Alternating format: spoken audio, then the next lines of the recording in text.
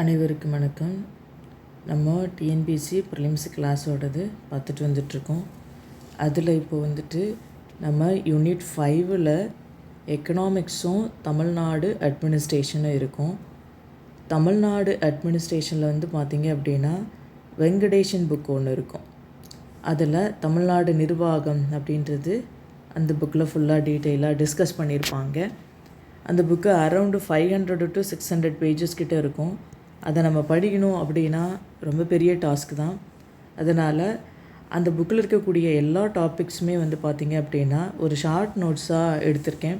நமக்கு என்ன கண்டென்ட் தேவையோ அதை மட்டும் நம்ம படித்தோன்னா போதும். அந்த புக்கு ஃபுல்லாக படிச்சுட்ருக்கிறதோ இல்லாட்டி ரிவிஷன் பண்ணுறதோ நமக்கு ரொம்ப கஷ்டமாக இருக்கும். ஒன்ஸ் நம்ம படிச்சிட்டோம் அப்படின்னா இந்த நோட்ஸை வச்சு நம்ம ரிவைஸ் பண்ணிக்கிறதுக்கு ரொம்ப யூஸ்ஃபுல்லாக இருக்கும். இன்னொன்று குயிக் ரிவிஷன் பண்ணுறதுக்கும் இது யூஸ்ஃபுல்லாக இருக்கும். வீடியோவை கண்டினியூஸாக பார்த்துக்கோங்க. பார்க்கும்போதே நீங்கள் நோட்ஸ் எடுக்கிறனால எடுத்துக்கோங்க. இல்லை இந்த பிடிஎஃப் வேணும் அப்படின்னா நீங்கள் எனக்கு வாட்ஸ்அப் பண்ணுங்கள், நான் டீட்டெயில் சொல்கிறேன். அந்த மாதிரி உங்களுக்கு சாஃப்ட் காப்பியாக கூட நான் அனுப்பிச்சி வச்சிட்றேன். இப்போது நமக்கு யூனிட் 5ல் எக்கனாமிக்ஸ் அண்டு தமிழ்நாடு அட்மினிஸ்ட்ரேஷன் எப்படிலாம் நடக்குது அப்படிங்கும்போது அதோட பேசிக் விஷயங்களை நம்ம தெரிஞ்சுக்கணும். இப்போது இந்த வெங்கடேஷனோட புக்கு தமிழ்நாடு அட்மினிஸ்ட்ரேஷன் அப்படின்றது பார்த்திங்கன்னா நமக்கு சிலபஸில் இருக்கிறத எக்ஸ்பிளைன் பண்ணியிருக்க மாட்டாங்க. பட் தமிழ்நாடு அட்மினிஸ்ட்ரேஷனில் என்னெல்லாம் இருக்குது அப்படின்றத ஒரு பேசிக் நாலேஜ் நம்ம தெரிஞ்சுக்கிற மாதிரி தான் இருக்கும். அந்த பேசிக் நாலேஜ் நம்ம தெரிஞ்சுக்கும் போது பார்த்தோம் அப்படின்னா இதில் சில ஃபேக்ட் எக்ஸாம் ஓரியன்டாக இருக்கக்கூடிய சில கண்டென்ட் எல்லாமே இதில் ஆட் ஆகிடும். பட் இதை படித்ததுக்கு அப்புறம் தான் நமக்கு சிலபஸில் இருக்கிறது படித்தோம் அப்படின்னா நமக்கு புரியும். டைரெக்டாக சிலபஸ்குள்ளே போயிட்டோம் அப்படின்னா இது ஏன் படிக்கிறோம் அப்படின்றது உங்களுக்கு தெரியாது. பட்டு இந்த சிலபஸ் இருக்கு இல்லையா, இந்த டாபிக் இது நாட் ஓன்லி தமிழ்நாடு அட்மினிஸ்ட்ரேஷன் அது மட்டும் கிடையாது. நம்ம ஓவராலாக டிஎன்பிஎஸ்சிக்கு படிக்கக்கூடிய ஜென்ரல் ஸ்டடீஸ் எல்லாத்துக்குமே பார்த்திங்கன்னா ஒரு பேஸ் கொடுக்குற மாதிரி தான் இருக்கும். இந்த வெங்கடேசனுடைய தமிழ்நாடு நிர்வாகம் அப்படின்ற புக்கில் இருக்கக்கூடிய கண்டென்ட் இப்போ உள்ளே போயிடலாம். அதில் இருக்கக்கூடிய ஒவ்வொரு டாபிக் வைஸுமே நான் ஷார்ட் நோட்ஸ் எழுதியிருப்பேன். ரொம்ப டீட்டெயில்டாக சில இடங்கள் எக்ஸ்பிளைன் பண்ணாமல் அதை நீங்கள் பார்த்துக்கோங்க அப்படின்னு சொன்னால் அந்த டேட்டாவை நீங்கள் பார்த்துக்கோங்க. அந்த மாதிரி படிச்சுக்கோங்க.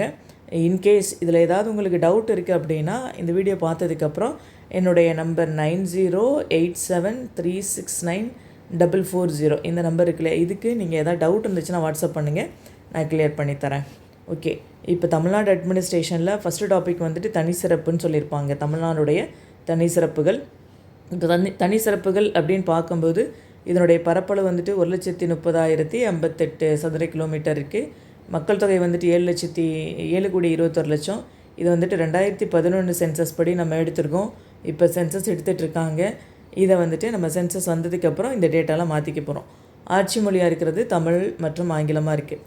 அப்போது தமிழ்நாடு இந்தியாவில் தமிழ்நாட்டோட நிலை என்ன அப்படிங்கும்போது பரப்பளவில் 11வது இடம், மக்கள் தொகை நெருக்கம், மனிதவள மேம்பாடு இதிலெல்லாம் 6வது இடத்துல இருக்கும்.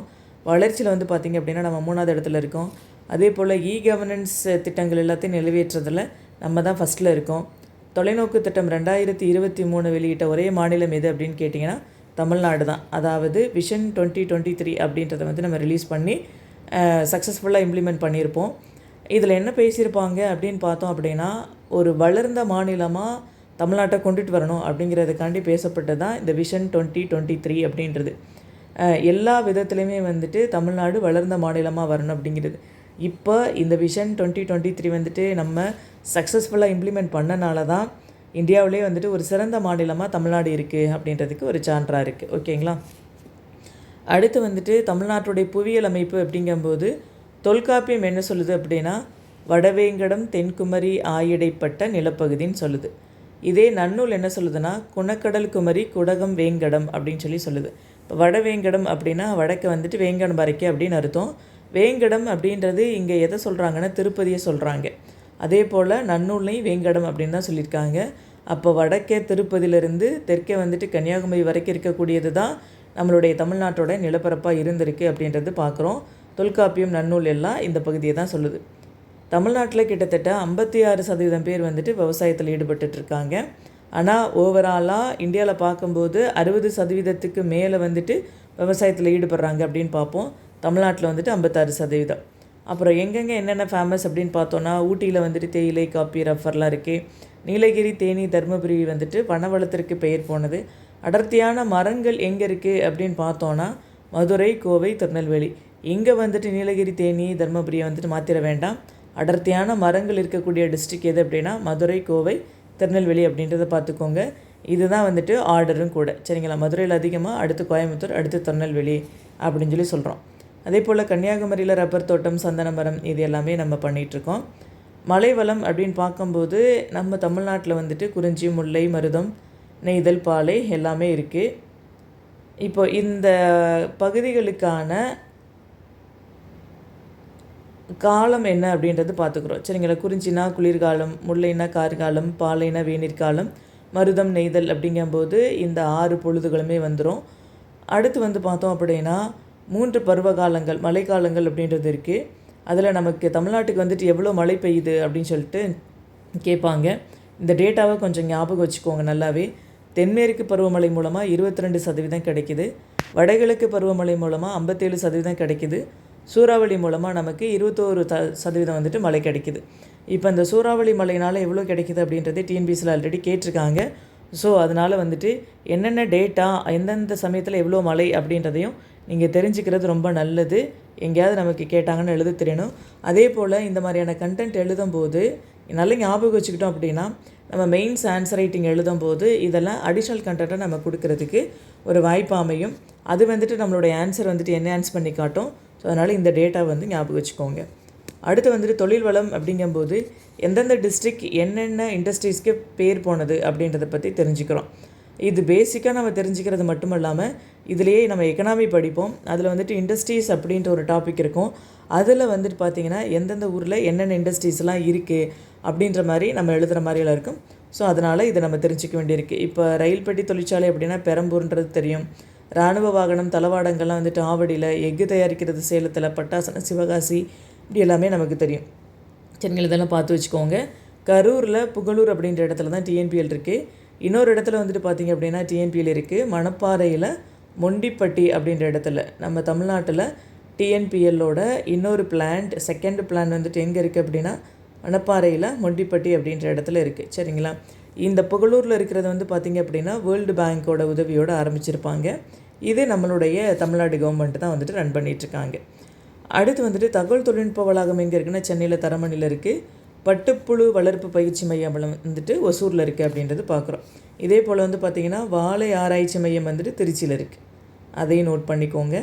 இந்த ஆராய்ச்சி மையங்கள், பயிற்சி மையங்கள் எல்லாம் எங்கெங்கே இருக்குது அப்படின்றத அங்கங்கே படிக்கும்போது நம்ம தெரிஞ்சுக்கிட்டோம் அப்படின்னா இதை வந்துட்டு நமக்கு சம்டைம்ஸ் வந்துட்டு இன்டர்வியூ போகும்போது இந்த மாதிரியான டேட்டாஸ் எல்லாம் கேட்பாங்க. ஏன்னா இன்டர்வியூவில் வந்து நம்மளோட டிஸ்ட்ரிக்ட் ப்ரொஃபைல் பற்றி நல்லாவே தெரிஞ்சுக்கணும். இப்போ திருச்சியில் இருக்கிறவங்களுக்கு கண்டிப்பாக வாழை ஆராய்ச்சி மையம் பற்றியெல்லாம் கேட்குறதுக்கு வாய்ப்பு இருக்குது. கிருஷ்ணகிரியிலேருந்து வராங்க, தருமபுரியிலேருந்து வராங்க அப்படின்னா அவங்களுக்கு வந்துட்டு ஒசூரை பற்றி கேட்குறதுக்கெல்லாம் வாய்ப்பு இருக்குது. இப்போ திருச்சியில் இருக்கிறவங்க போகும்போது நாட் ஓன்லி திருச்சி மட்டும் கிடையாது, பக்கத்தில் இருக்கக்கூடிய டிஸ்ட்ரிக்கு இல்லைன்னா திருச்சியிலேருந்து பிரிஞ்சு போன டிஸ்ட்ரிக்ட்லலாம் என்னென்ன மாதிரியான ஸ்பெஷல் இதெல்லாம் இருக்குது அப்படின்ற மாதிரி கேட்குறதுக்கு வாய்ப்பு இருக்குது. ஸோ அதனால் இதெல்லாம் கொஞ்சம் நாலேஜுக்காக தெரிஞ்சுக்கிறோம் அப்படின்ற மாதிரி தெரிஞ்சுக்கோங்க. நெக்ஸ்ட்டு வந்துட்டு பார்த்திங்க அப்படின்னா சிறப்பு பொருளாதார மண்டலங்கள். கண்டிப்பாக இந்த பாயிண்ட்ஸ் எல்லாத்தையும் தெரிஞ்சு வச்சுக்கோங்க. ஏன்னா இது நமக்கு டிஎன்பிசிலேருந்து நிறைய தடவை கேட்டாச்சு. சரிங்களா? இப்போ காலனி பூங்கா எங்கே இருக்குது அப்படின்னா இருங்காட்டுக்கோட்டை. தொழில் பூங்கா வந்துட்டு சென்னை ஸ்ரீபெரும்புத்தூர். ராணிப்பேட்டைனா நமக்கு தோல் துறைன்னு தெரியும். செய்யாறில் வந்து பார்த்திங்க அப்படின்னா மோட்டார் வாகனம் மற்றும் தானியங்கி உபகரணங்கள் உற்பத்தி சிறப்பு மண்டலம் அப்படின்றது இருக்குது. இதெல்லாம் கேட்டாங்க அப்படின்னா நம்ம படிக்கலாம் அப்படின்னா கண்டிப்பாக இதை வந்துட்டு நம்ம தெரியாமல் தான் தப்பாக அடிச்சுட்டு வந்துடுவோம். ஸோ அதனால் பார்த்து வச்சுக்கோங்க. கங்கை கொண்டானில் வந்து பார்த்தோம் அப்படின்னா போக்குவரத்து பொறியியல் உபகரணங்கள் சிறப்பு மண்டலம் இருக்குது அப்படின்றத பார்க்குறோம். இது எல்லாத்தையும் தெரிஞ்சு வச்சுக்கோங்க. இந்த கங்கை கொண்டான் அப்படின்றது ஆல்ரெடி டிஎன்பிசியில் வந்துட்டு கேட்டிருக்காங்க. அது மட்டும் இல்லாமல் இப்போ நம்ம நிறைய வந்துட்டு தொழில்துறை பூங்காக்கள் அப்படின்றது ஆரம்பிச்சிருக்கோம். அதோட சிறப்பம்சங்கள் என்ன அப்படின்றது கரண்ட் அஃபேர்ஸ் படிக்கும்போது எந்தெந்த ஊரில் என்னென்ன தொழில்துறை பூங்காக்கள் ஆரம்பிச்சிருக்கோம், அது என்ன ஸ்பெஷாலிட்டி இருக்குது அப்படின்றதையும் நீங்கள் தெரிஞ்சு வச்சுக்கணும். அடுத்து வந்துட்டு தமிழ்நாடு தொழில் மேம்பாட்டுக் கழகம், அதாவது சிப்காட் வந்துட்டு எப்போ ஆரம்பித்தோம் அப்படின்னா 1972 ஆரம்பிச்சிருக்கோம். தொழில்பேட்டைகள் அப்படின்னு பார்க்கும்போது தமிழ்நாட்டிலே முதலாக தொழில்பேட்டை வந்துட்டு கிண்டியில் 1957 தான் ஆரம்பிச்சிருக்காங்க. அதுக்கப்புறம் வேறு எங்கெங்கெல்லாம் தொழில்பேட்டைகள் ஆரம்பிச்சிருக்காங்க அப்படின்னு பார்த்தீங்கன்னா அம்பத்தூர், ஸ்ரீபெரும்புத்தூர், ஒசூர், கடலூர், ராணிப்பேட்டை, இங்கே எல்லாத்துலேயும் தொழில்பேட்டைகள் ஆரம்பிச்சிருக்காங்க. இப்போ இந்த தொழில்பேட்டைகளை வந்துட்டு ஸ்ட்ரென்தன் பண்ணணும் அப்படிங்கிறதுக்காக தமிழ்நாடு சிறு தொழில்கள் வளர்ச்சி கழகம் அப்படின்றது வந்துட்டு ஆரம்பிச்சிருக்கோம். அப்படின்னா என்ன அப்படின்னா டான்சிட்கோ அப்படின்றது. இதுக்கான அப்ரிவியேஷனையும் நீங்கள் தெரிஞ்சு வச்சுக்கிறது நல்லது. டான்சிட்கோ அப்படின்னா Tamil Nadu small industries development corporation அப்படின்றது. இது டான்சிட்கோ எப்போ ஆரம்பிக்கப்பட்டது அப்படின்னா 1970. இது வரைக்கும் 101 தொழில்பேட்டைகள் இருக்குது. அதில் அரசு தொழில்பேட்டைகள் மட்டும் 35. இந்த 101 அப்படின்றது இப்போ டேட்டா வந்துட்டு கண்டிப்பாக மாறி இருக்கும். அது வந்து நம்ம பாலிசி நோட்டு படிக்கும்போது தெரிஞ்சுக்கலாம். பட் அப்போதைக்கு இவ்வளோ இருந்தது அப்படின்றத தெரிஞ்சுக்கிறோம். அடுத்து கல்வி வளர்ச்சி பற்றி பார்க்கணும் அப்படின்னா பாரதியார் வந்துட்டு கல்வியில் சிறந்த தமிழ்நாடு அப்படின்னு சொல்லியிருக்கிறார். கல்வியில் சிறந்த தமிழ்நாடுன்னு யாருன்னு சொன்னால் கூட வெரி சிம்பிளாக கேட்டுடலாம், பாரதியார் அப்படின்றத நம்ம தெரிஞ்சுக்கிறோம். சென்னை பல்கலைக்கழகம் எப்போ ஆரம்பிக்கப்பட்டது அப்படின்னா 1857. தமிழ்நாட்டில் வந்துட்டு 2 central university, 22 state university, 29 deemed யூனிவர்சிட்டிலாம் இருக்குது. அதே போல் ஆர்ட்ஸ் அண்ட் சயின்ஸ் காலேஜு, அப்புறம் தொழில்நுட்ப கல்லூரிகள், இன்ஜினியரிங் காலேஜஸ்லாம் எவ்வளோ இருக்குது அப்படின்றத பார்த்துக்கோங்க. இந்த டேட்டா எல்லாமே இப்போ மாறி இருக்குது. ஏன்னா லாஸ்ட் ஒரு 5 to 6 இயர்ஸில் வந்துட்டு நிறைய ஆர்ட்ஸ் அண்ட் சயின்ஸ் காலேஜஸ் வந்து நம்ம ஓப்பன் பண்ணியிருக்கோம். அதே போல் நிறைய தொழில்நுட்ப கல்லூரிகள், இன்ஜினியரிங் காலேஜஸ் எல்லாத்தையும் நம்ம க்ளோஸ் பண்ணியிருக்கோம். பட் இந்த டேட்டா அப்போதைக்கு இருக்கக்கூடிய டேட்டா இப்போது எல்லாம் நமக்கு சென்சஸ்லாம் முடிஞ்சு நமக்கு ஃபுல் இது வந்துட்டு ரிலீஸ் பண்ணும்போது அந்த டேட்டா பார்த்துக்கலாம். நெக்ஸ்ட்டு தமிழ்நாட்டுடைய சுதந்திர அடைஞ்சதுக்கப்புறம் தமிழ்நாட்டின் முதல் கல்வி அமைச்சராக யார் இருந்தா அப்படின்னு பார்த்தீங்கன்னா அவினாசிலிங்கம் அப்படின்றவர் தான் இருந்திருப்பார். இந்தியாவிலேயே பொது நூலக சட்டத்தை நடைமுறைப்படுத்தின முதல் மாநிலம் எது அப்படின்னா தமிழ்நாடு தான். இந்த பொது நூலக சட்டம் எந்த வருஷம் நடைமுறைப்படுத்தப்பட்டது அப்படின்னா 1950 நடைமுறைப்படுத்தியிருப்பாங்க. இந்திய நூலகவியலோட தந்தைன்னு யாரை சொல்கிறோன்னா தஞ்சை சீர்காழியில் பிறந்த எஸ்ஆர் அரங்கநாதனை தான் சொல்கிறோம். அண்ணா நூற்றாண்டு நூலகம் எங்கே இருக்குன்னா கோட்டூர்புரத்தில் இருக்குது. பொது நூலக இயக்ககம் எப்போ ஆரம்பித்தோம் அப்படின்னா 1972. நீங்கள் படிக்கும்போது என்ன பண்ணணும் அப்படின்னா இப்படி ஜஸ்ட் லைக் தட்டுன்னு படிச்சுட்டு போகாமல் இப்போ 1972 அப்படிங்கும்போது நம்ம சிப்காட் பார்த்தோம். அந்த மாதிரி நீங்கள் அசோசியேட் பண்ணி படிச்சுக்கோங்க. இப்போ சிப்காட் வந்துட்டு 1972, பொது நூலக இயக்ககம் வந்துட்டு 1972 அப்படின்ற மாதிரி நீங்கள் ஓரளவுக்கு அசோசியேட் பண்ணிங்க அப்படின்னா நமக்கு இந்த டேட்டாஸ் அப்படின்றது மறக்காது. இயரும் வந்துட்டு நம்ம குழப்பிக்க மாட்டோம். அடுத்து வந்துட்டு மாநில மைய நூலகம் இதெல்லாம் செயல்படக்கூடியது கன்னிமாராவில் இருக்குது. அண்ணா நூற்றாண்டு நூலகம் இருக்குது. அதே போல் மாவட்ட நூலகம், அதோட கிளை நூலகம், ஊர்ப்புறம் நடமாடு நூலகம், பகுதி நேர நூலகம் அப்படின்னு சொல்லிட்டு நமக்கு கிட்டத்தட்ட 4600 லைப்ரரிஸ் அப்படின்றது இருக்குது. சரிங்களா? தென் இப்போ சென்னை மாவட்டத்துக்குன்னு சொல்லிட்டு ஒரு மைய நூலகம் இருக்குது. கன்னிமாரா, அண்ணா நூற்றாண்டு நூலகம் இதெல்லாம் தவிர சென்னை மாவட்ட மைய நூலகம் அப்படின்றது இருக்குது. அது யாருடைய பேரில் இயங்கிக்கிட்டு வருது அப்படின்னா மொழிஞாயிறு தேவநேய பாவனருடைய பேரில் வந்துட்டு இயங்கிக்கிட்டு வருது. இப்போ நீங்கள் அதை படிக்கும்போது என்ன பண்ணணும் அப்படின்னு பார்த்தீங்கன்னா ஒவ்வொரு டிஸ்ட்ரிக்ட்லேயுமே வந்துட்டு சென்ட்ரல் லைப்ரரி அப்படின்றது இருக்கும்.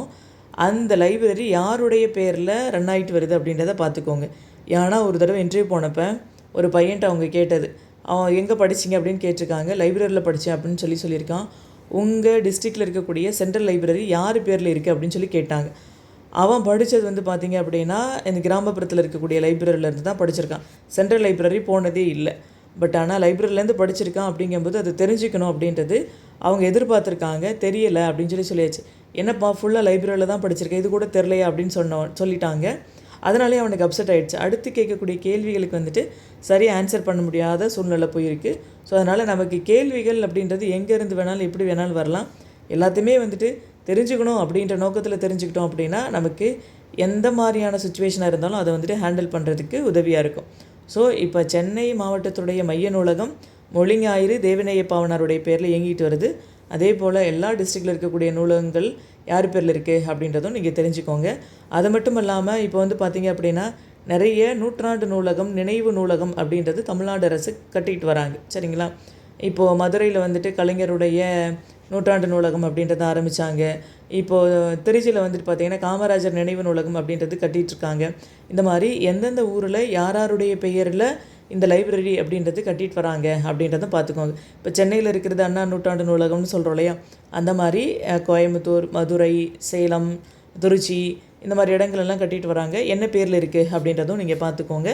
அதே போல் அந்த லைப்ரரியில் என்ன சிறப்பம்சங்கள் இருக்குது அப்படின்றதையும் நம்ம அடிஷ்னலாக தெரிஞ்சுக்கிறது ரொம்ப நல்லது.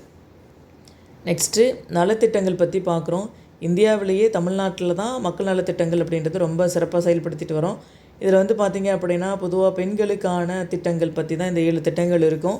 தாய் திட்டம் அப்படின்னா என்னென்னு மட்டும் பார்த்துக்கோங்க. தமிழ்நாடு குக்கிராமங்கள் கட்டமைப்பு மேம்பாட்டு திட்டம் அப்படின்றது இப்போ நம்ம இங்கிலீஷில் கேட்டாங்க அப்படின்னா THAI அப்படின்னு சொல்லிடுவோம். சரிங்களா? பட் தமிழில் கேட்டாங்கன்னா தெரியாமல் போயிடும். தமிழ்நாடு குக்கிராமங்கள் கட்டமைப்பு மேம்பாடு திட்டம் அப்படின்றது எல்லாத்துக்குமே அந்த அப்ரிவியேஷன் தெரிஞ்சு வச்சுக்கிறது நல்லது. இந்த ஸ்கீம்ஸ் எல்லாத்தையும் வந்து பார்த்திங்க அப்படின்னா நம்ம தமிழ்நாடு அட்மினிஸ்ட்ரேஷன் பற்றி உள்ள சிலபஸில் இருக்கக்கூடிய கண்டென்ட்டை டீட்டெயிலாக பார்ப்போம் இல்லையா. அப்போதைக்கு இந்த ஸ்கீம் எப்போ ஆரம்பித்தாங்க, இதனுடைய அப்ஜெக்டிவ் என்ன, இதோட ஸ்பெசிஃபிகேஷன் சிக்னிஃபிகன்ஸ் எல்லாம் என்னென்ன அப்படின்றத நம்ம பார்த்துக்கலாம். ஜஸ்ட் இப்போதைக்கு என்ன பேரில் இருக்குது, இப்போ தையல் இயந்திரம் வழங்கக்கூடிய திட்டம் அப்படின்னா சத்யவாணி முத்து அம்மையார் பேரில் இருக்குது. அதே போல் ஆதரவற்ற பெண்கள் திருமண உதவி திட்டம் அப்படின்னா அன்னை தெரசா பேரில் இருக்குது அப்படின்றது மட்டும் நீங்கள் தெரிஞ்சுக்கோங்க. நெக்ஸ்ட்டு இடஒதுக்கீடு பற்றி பார்க்குறோம். 1950 இடஒதுக்கீடு எப்படி இருந்துச்சு அப்படின்னு பார்த்தீங்கன்னா 41% தான் இருந்துச்சு. 71 வந்துட்டு 49% மாறுது. 80 வந்துட்டு 69% ஆயிடுச்சு. இப்போ 71 வந்துட்டு பிசி, எம்பிசி, அப்புறம் வந்துட்டு பார்த்திங்க அப்படின்னா எஸ்சி, எஸ்டி இது எல்லாத்தையும் பிரித்து வச்சுருக்காங்க. இந்த ரேஷியோ தெரிஞ்சுக்கோங்க. இந்த இடஒதுக்கீடு பற்றியுமே நம்ம வந்துட்டு சிலபஸை உள்ளே டிஸ்கஸ் பண்ணும்போது டீட்டெயிலாக பார்ப்போம்.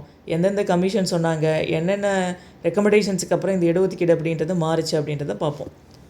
அடுத்து வந்துட்டு சிட்டிசன்ஷிப் சார்ட்டர் அப்படின்றது, அதாவது குடியுரிமை பட்டயம் அப்படின்னு சொல்கிறோம். இந்த டாபிக் நம்ம எங்கே படிப்போம் அப்படின்னா குரூப் 1 மெயின்ஸில் ஜிஎஸ் ஃபஸ்ட்டு பேப்பரில் எத்திக்ஸ் அப்படின்ட்டு ஒரு டாபிக் இருக்கும். அதில் வந்து நமக்கு சிலபஸ்லேயே சிட்டிசன் சார்ட்டர் அப்படின்ற ஒரு டாபிக் இருக்கும். கொஞ்சம் பார்த்துக்கோங்க. இந்த சிட்டிசன் சார்ட்டருடைய சிறப்பு கூறுகள் என்னென்ன அப்படின்னு பார்த்தீங்கன்னா குவாலிட்டி இருக்கணும். நம்ம வந்து சிட்டிசன் சார்ட்டர் அப்படின்றது மக்களுக்கு செய்யக்கூடிய சேவைகள் தான். இது வந்துட்டு அதிகாரிகள் எல்லாருமே இதை இம்ப்ளிமெண்ட் பண்ணுற மாதிரி இருக்கும்.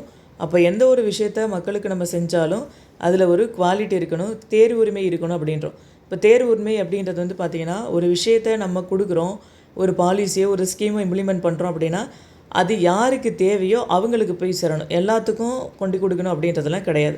அப்போ அதை தான் வந்துட்டு தேர்வு உரிமை அப்படின்றோம். அடுத்து வந்துட்டு தரம் இருக்கணும். இப்போ இலவசமாக கொடுக்குறோம் இல்லைனா ஒரு ஸ்கீமை இம்ப்ளிமெண்ட் பண்ணுறோம் அப்படிங்கிறதுக்காண்டி ஒரு ஸ்டாண்டர்ட் இல்லாமல் என்ன சொல்கிற குவாலிட்டி இல்லாமல் நம்ம கொடுத்துடக்கூடாது. அப்போ அதுக்கு வந்துட்டு ஒரு தரம் இருக்கணும், ஒரு மதிப்பு இருக்கணும், அதுக்கான அக்கௌண்டபிலிட்டி அப்படின்றத எடுத்துக்கணும். தென் இது எல்லாத்தையும் வந்துட்டு இம்ப்ளிமெண்ட் பண்ணுறதுல ஒரு டிரான்ஸ்பரன்சி இருக்கணும் அப்படின்னு சொல்கிறேன். அப்போது சிட்டிசன் சார்ட்டருடைய சிறப்பு கூறுகள் என்ன அப்படின்னா இந்த 6 இதை மட்டும் நீங்கள் வச்சுக்கிட்டு இதுக்கான எக்ஸ்ப்ளனேஷன் கொடுத்துட்டா போதும். அப்போது இந்த குடியுரிமை பட்டத்தை நடைமுறைப்படுத்துறதுல வந்துட்டு தமிழ்நாடு வந்துட்டு முன்னணியில் இருக்குது அப்படின்னு சொல்லி பார்க்குறோம். எப்படி வந்துட்டு மின் ஆளுகை திட்டங்களை செயல்படுத்துறதுல முன்னணியில் இருக்கும், அதே போல் மக்கள் நலத்திட்டங்களை வந்துட்டு செயல்படுத்துறதுல முன்னணியில் இருக்கும். அடுத்து சிட்டிசன் சார்ட்டரை வந்துட்டு நடைமுறைப்படுத்துறதுலையும் தமிழ்நாடு வந்துட்டு முன்னணியில் இருக்கும் அப்படின்றது பார்க்குறோம். ஒவ்வொரு அரசாங்கத்துறையிலுமே வந்து பார்த்திங்க அப்படின்னா இந்த குடியுரிமை பிரகடனம் அப்படின்றது இணைக்கப்பட்டிருக்கு. நம்ம ஏற்கனவே பார்த்தோம் தொலைநோக்கு திட்டம் 2023ன்னு சொல்லிட்டு இது எப்போ ஆரம்பித்தாங்க அப்படின்னா 2011-12 2022-23 வரைக்கும் இந்த தொலைநோக்கு திட்டம் அப்படின்றத இம்ப்ளிமெண்ட் பண்ணாங்க. இந்த செலவு அப்படின்னு பார்த்தோன்னா மொத்தமாக வந்துட்டு 15 லட்சம் கோடி வந்துட்டு ஆண்டு வாரியாக செலவு பண்ணியிருக்காங்க. அதாவது தமிழ்நாட்டை அனைத்து நிலைகளிலும் வளர்ச்சி அடைந்த மாநிலமாக கொண்டுட்டு வரணும் அப்படிங்கிறதுக்காண்டி ஆரம்பிக்கப்பட்டது தான் இந்த தொலைநோக்கு திட்டம் 2023ன்றது. இதுக்காக ஃபுல்லாக எவ்வளோ செலவு பண்ணியிருக்கோம் அப்படின்னா 15 லட்சம் கோடி வந்துட்டு செலவு பண்ணியிருக்கோம் அப்படின்றத பார்த்துக்குறோம். சரிங்களா. அடுத்து தமிழ்நாட்டுடைய அரசியலமைப்பு வரலாறு பற்றி டிஸ்கஸ் பண்ணுறோம். இப்போ சங்கம் அப்படின்னு என்னென்னா சமஸ்கிருதத்தில் வந்துட்டு சேர்க்கை அப்படின்றது பொருள். பட் சங்கம் அப்படின்ற சொல் வந்துட்டு சங்க காலத்தில் சங்க இலக்கியங்கள் வந்துட்டு எதுலேயுமே இடம்பெறலை அப்படின்னு சொல்கிறோம். ஓகேங்களா. இப்போ சங்க இலக்கியங்கள் அப்படின்றது சொல்லியிருக்கோம். இத்தனை சங்க இலக்கியங்கள் இருந்தாலுமே 10 பாட்டு 8 தொகை 17 மேல்கணக்கு நூல்கள் எல்லாமே இருக்கு இல்லையா. முதல் சங்கம், இடைச்சங்கம், கடைச்சங்கத்தில் நிறைய நூல்கள் எழுதப்பட்டிருக்கு. இந்த மாதிரி எழுதப்பட்டிருக்கக்கூடிய எந்த நூலுலையுமே சங்கம் அப்படின்ற சொல் வந்துட்டு இடம்பெறலை அப்படின்றோம்.